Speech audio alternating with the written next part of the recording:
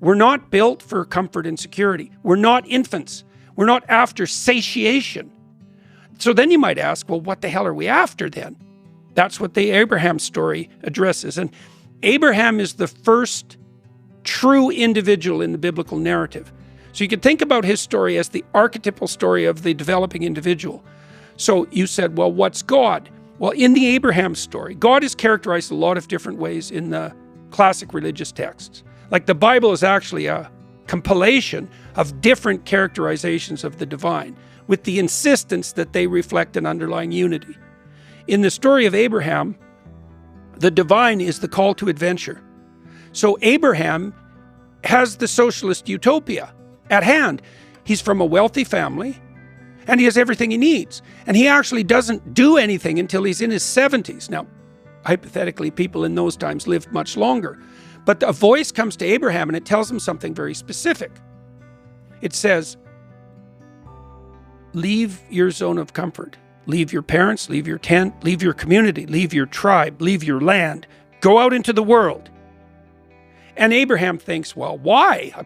I've got naked slave girls peeling grapes and feeding them to me. It's like, what do I need an adventure for? And God tells him, and this is the covenant, by the way, part of the covenant that the God of the Israelites makes with his people. It's very, very specific. It's very brilliant. He says, if you follow the voice of adventure, you'll become a blessing to yourself.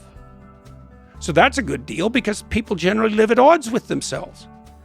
And he says, God says, that's not all. You'll become a blessing to yourself in a way that furthers your reputation among people and validly, so that you'll accomplish things that were real and people will know it, and you'll be held high in their esteem, and that will be valid. So that's a pretty good deal because social people would like to be regarded as of utility and worth by others, and so that's a good deal. And God says, that's not all. You'll establish something of lasting, permanent, and deep value. That's why Abraham becomes the father of nations. And finally, he caps it off, and he says, there's a better element even to it. There's a capstone. You'll do all three of those things in a way that's maximally beneficial to everyone else. And so the divinity in the Abrahamic story is making a claim. He says, first of all, there's a drive that you should attend to. So the spirit of adventure that calls you out of your zone of comfort.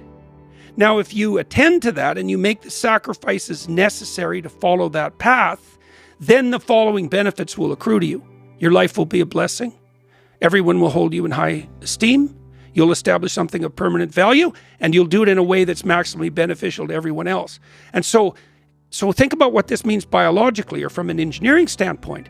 It means that the instinct to develop that characterizes outward moving children, let's say, or adults, is the same instinct that allows for psychological stability, that allows for movement upward in a social hierarchy, that establishes something iterable, and that does that in a manner that allows everyone else to partake in the same process.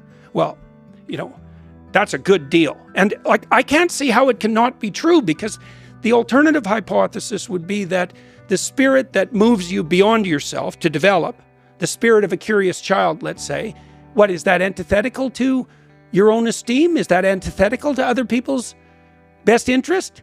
Is it not the thing that increases the probability that you'll do something permanent? That's a stupid theory. I don't see how you can come to terms with life without construing it as something like, bring it on, welcome the struggle. And I can't see that there's a limit to that. It's like, well, I welcome the struggle until it gets difficult.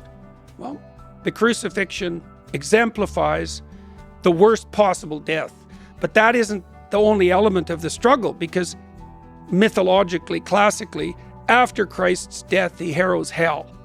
And what that means, as far as I can tell, psychologically, is that you're not only required, let's say, to take on the full existential burden of life and to welcome it, regardless of what it is, and to maintain your upward aim despite all temptations to the contrary, but you also have to confront the root of malevolence itself. So it's not merely tragedy. And I think the malevolence is actually worse. And the reason I think that is because I know the literature on post-traumatic stress disorder. And most people who encounter, let's say, a challenge that's so brutal that it fragments them. It isn't mere suffering that does that to people. It's an encounter with malevolence that does that to people. Their own sometimes, often, by the way. Soldier will go out into a battlefield and find out that there's a part of him that really enjoys the mayhem. And that conceptualization doesn't fit in well with everything he thinks he knows about himself and humanity. And after that contact with that dark part of himself, he never recovers.